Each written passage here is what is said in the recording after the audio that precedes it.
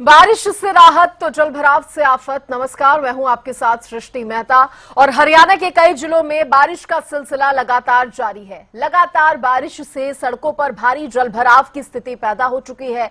गुरुग्राम की बात करें तो कई जगहों पर जलभराव है, भारी जलभराव है। बल्कि जलभराव के बाद सड़कों पर कई गाड़ियां तक बंद हो गई। सुभाष चौक पर रास्ते में लग्जरी गाड़ी बंद हो गई। पालम विहार इलाके में भी जलभराव की स्थिति। बारिश से अंबाला की सड़कें भी जलमग्न दिखी। अंबाला में घरों तक बरसात का पानी पहुंचा है। तो स्मार्ट सिटी गुरुग्राम की हालत आप देखिए। जरा सी बारिश के बाद जहां पर पानी भर जाता है तो मूसलाधार बारिश होने के बाद क्या हाल होते होंगे गुरुग्राम के, आप खुद देख सकते हैं।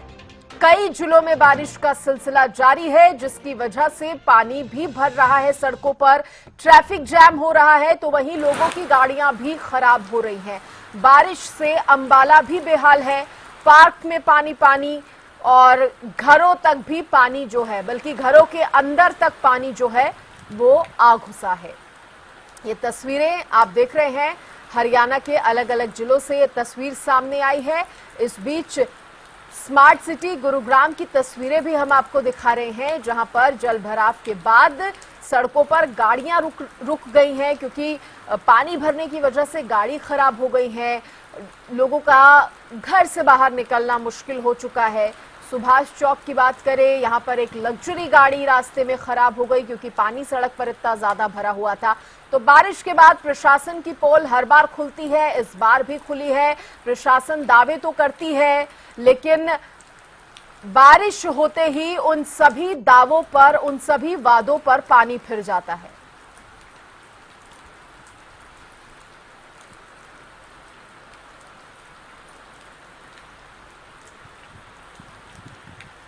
देखिए, इसी खबर पर ज्यादा बातचीत करने के लिए गुरुग्राम से मेरे सहयोगी प्रदीप यादव मेरे साथ जुड़ गए हैं। प्रदीप, ये वो स्मार्ट सिटी गुरुग्राम है जहां पर जरा सी बारिश के बाद पानी जो है भरने लगता है, और जब बारिश थोड़ी ज्यादा हो जाए तो हालत कुछ इस तरह की हो जाती है कि सड़कें तालाब बन जाती हैं।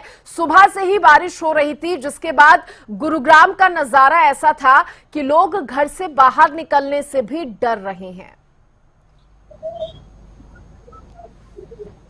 जी बिल्कुल, बताना चाहेंगे गुरुग्राम शहर, अगर हम बात करें साइबर सिटी, मिलेनियम सिटी की बात करें, तो हर वर्ष ही दावे होते हैं कि अगली बार जो प्रशासन है वो सख्ती से इस पर कार्रवाई करेगा और जो जल भराव की स्थिति हर वर्ष होती है उस पर कहीं ना कहीं काबू पाया जाएगा। लेकिन हर बार यही चीजें दोहराई जाती है, लेकिन प्रशासन की पोल उस समय खुलती है जब हल्की बारिश के बाद ही जो गुरुग्राम की सड़कें है वो तालाब में बदल जाती है।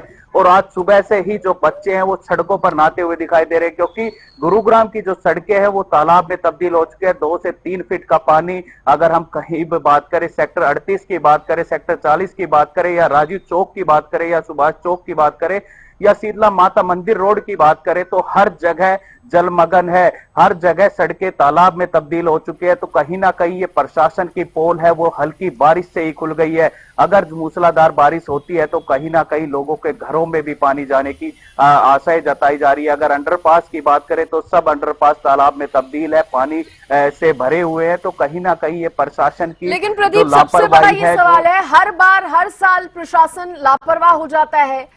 दावे किए जाते हैं, वादे किए जाते हैं, लेकिन जैसे ही बारिश आती है पोल खुल जाती है।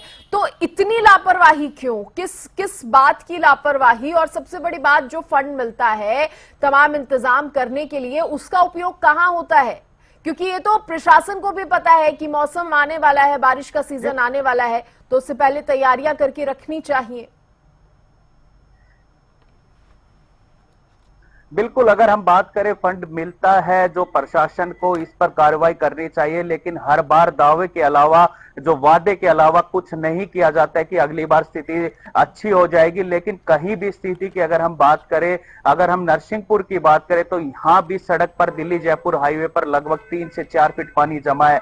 तो हर बार जो ये प्रशासन के दावे हैं वो फेल होते हैं, और जो अगर फंड मिलता है उसका भी सही तरीके से इस्तेमाल नहीं होता, क्योंकि अगर जो चिन्हित जगहें हैं जिनको पहले से पता होता है कि यहाँ पर जल भराव होगा, लेकिन उन पर भी जो प्रशासनिक अधिकारी है वो इन पर कार्रवाई नहीं करते हैं, जिसके कारण जो जलमग्न की स्थिति है, जो जल भराव की स्थिति है वो हर साल बनती है और लोगों को परेशान होकर गाड़ियां खराब होती है। आज भी सुभाष चौक पर लग्जरिया गाड़ियां जो पानी के अंदर जो खराब हुई है, तो कहीं ना कहीं लोगों को भारी नुकसान होता है। साथ ही प्रशासन आंख बंद कर इन समस्याओं को देखता रहता है। लोगों को कितनी दिक्कतें हो रही हैं, क्योंकि कुछ लोगों के तो घरों में भी पानी घुस गया है। और बड़ी बात यह है प्रदीप, जैसे ही चुनाव आते हैं, जो कि अब हरियाणा में चुनाव नजदीक भी हैं, तब तमाम विधायक हो, नेता हो, उनको याद आ जाती है लोगों की, वोट की याद आ जाती है। लेकिन जब काम करवाना होता है तो कोई काम नहीं कराया जाता, नींद में सो जाते हैं। ये कब तक इस तरह के हालात बने रहेंगे?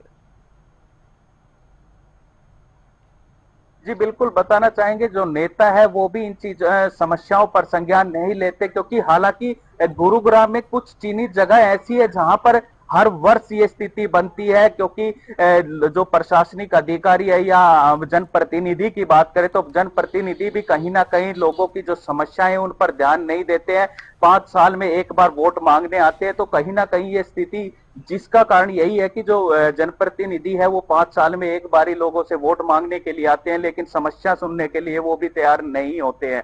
और अगर अधिकारियों की बात करें तो कहीं ना कहीं इन समस्याओं में सबसे ज्यादा अधिकारियों की लापरवाही है, क्योंकि जो चिन्हित जगहें हैं उन पर ही जलभराव हर वर्ष हो रहा है और उनका समाधान अभी तक नहीं हो पा रहा है। वर्षों से ये समस्या चली आ रही है। हरियाणा के अन्य जिलों का भी हमने जिक्र किया और वहां पर भी कुछ इस तरह के हालात नजर आए। अंबाला में भी हमने देखा सड़कों पर इतना ज्यादा पानी भरा हुआ है कि गाड़ियां खराब हो रही हैं। लोग, जैसा कि हमने बताया, कि घरों से बाहर नहीं निकल पा रहे हैं। देखिए, उम्मीद अब यही की जा सकती है कि हालातों में सुधार होगा, लेकिन कब तक होगा ये नहीं कहा जा सकता। फिलहाल बहुत शुक्रिया प्रदीप, आप जुड़े और तमाम जानकारी आपने दी। गुरुग्राम की तस्वीरें भी आपने दिखाई और ये वो तस्वीरें हैं किस तरह से कॉलोनियों के अंदर पानी भर चुका है। बारिश से लोगों को गर्मी से तो राहत मिल गई है, लेकिन जलभराव आफत लेकर आया है।